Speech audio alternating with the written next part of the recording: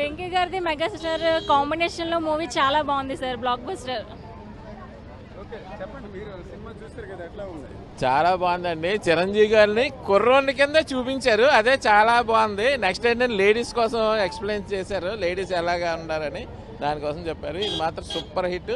ఇది అసలైన మాకు సంక్రాంతి. చిరంజీవి గారి ఫ్యాన్. బాగుంది, బాస్ ఇస్ బ్యాక్. అన్నీ నచ్చాయి, కామెడీ, ఎమోషన్స్ అన్నీ బాగుంది. మీరు చిన్నప్పుడు అంటే ఒక యంగ్ ఏజ్లో చిరంజీవి చూస్తుంటారు, ఇప్పుడు ఎలా అనిపిస్తుంది? అప్పటికి ఇప్పటికి తేడా లేదు. అప్పుడు యంగ్లాగే ఉన్నాడు ఇప్పుడు కూడాను.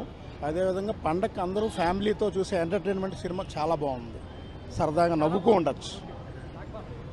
ఇది ఈరోజు చూసుకుంటే ఒక రకంగా ముందుగానే సంక్రాంతి పండుగ సందడి అంతా కూడా థియేటర్ల వద్ద కనిపిస్తుంది.